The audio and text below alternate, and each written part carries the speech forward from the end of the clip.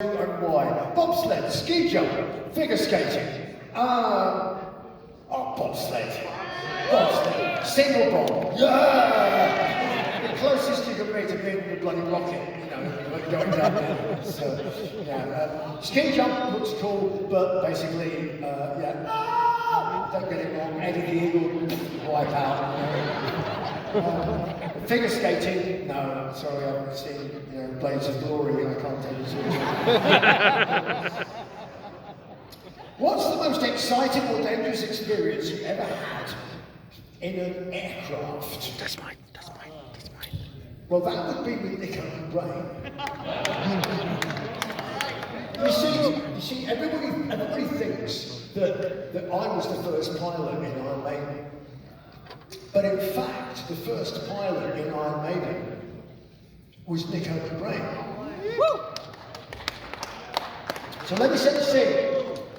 You see, we were making a new record and we were writing it. So we were rehearsing on a little island called Jersey, not New Jersey, this is just off the south coast of England, right?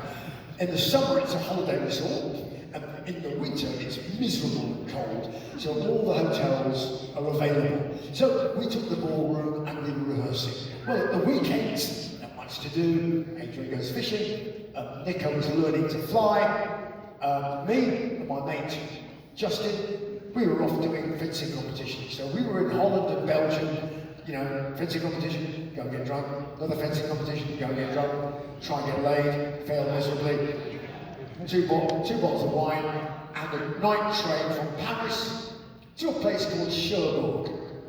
Cherbourg's 10 minutes flying time from Jersey. The plan was 8 o'clock, there's a little puddle jumper who would take us back to our hotel.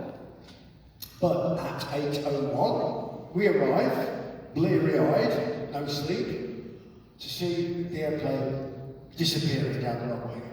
Next one is in 12 hours, there's a cafe, but the owner discovers we're English, so he shuts immediately and drives off at high school. There's a gendarme, he's half asleep in his box, and nothing for 12 hours. I'm like, shit. I said, I'm so sorry, Justin. Nico can fly. I'll get Nico to come and rescue us. Great idea. So I get on the phone, shovel the money at the payphone, and I get Nico McRae on the phone in Jersey, in the Centre Island. He's like, yeah, hello, what's your name? I said, Nick, look, Justin and I, we're stuck in Cherbourg, and you can fly. Maybe you can come and pick us up. Oh yeah, no, exactly, yeah, shit. I've got my full licence here, see. I've got to fly with Charlie. I said, who's Charlie? Charlie's my flight instructor. He's a lovely geezer, great geezer. He's an ex-Royal Air Force. Great geezer, great instructor, Charlie, yeah. Well, look, I get what you're saying, but, maybe you could have a lesson with Charlie on the way over to pick us up. And then when you get here, have another lesson on the way back, and we'll just watch. Well, you know, I'll have to ask Charlie about that. And we'll ask Charlie, and I'll call him back in half an hour or something. So I'll call him back, and he's like, right, yeah, Charlie says it's all right. Yeah, we're coming, we'll be there. I said, when? Any idea when? Well, I don't know. Shoot, look out the window, you'll see us.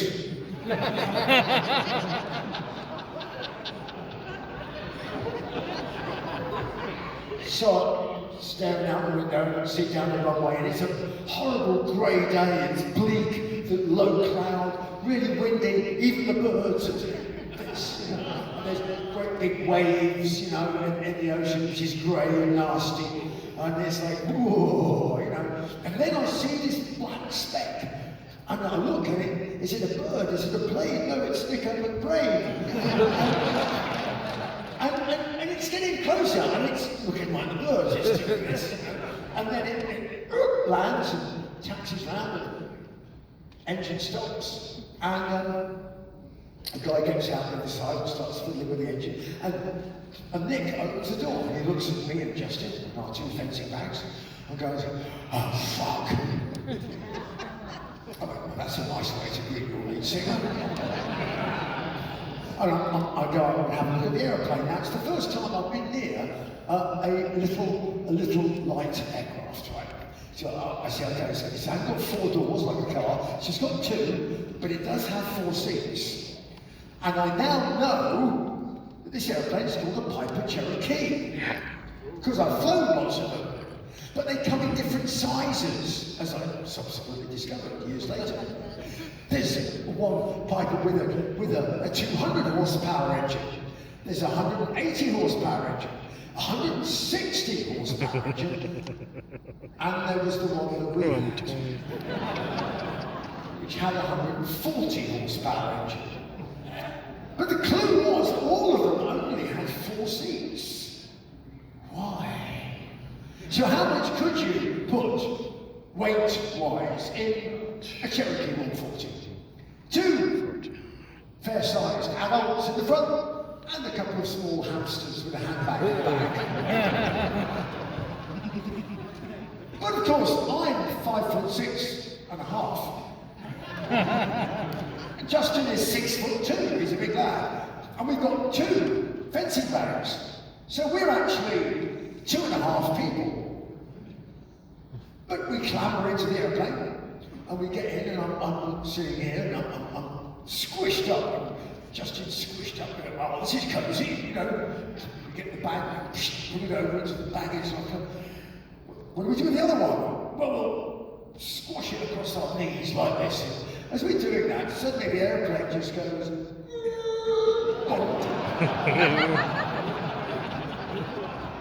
the nose wheel's dangling in the air, the tail's on the runway.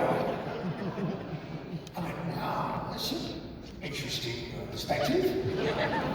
Is that normal, Nick? He goes, no, it's not fucking normal, it's definitely not fucking normal. Charlie! Well, Charlie's like on the case, right? And then Charlie's got a big handlebar moustache, waxed at both ends, you can hang your knickers on both sides of his face, right? He's like, okay, chaps, don't panic, got a plan. Everybody lean forward. Now, I'm just going to pick up the tail of the aircraft and balance the aircraft.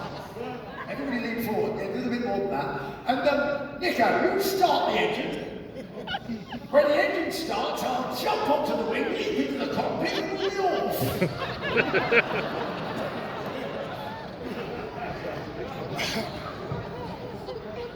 Oh, this is great. So, I'm leaning over, looking over Nick's shoulder, and watching what he's doing, because I'm like interested. And he's big paper, he's do this, like you do, your bags on both, I don't know, Nick, what are you doing? He goes, it's a checklist. I went, that looks suspiciously like the instructions to me.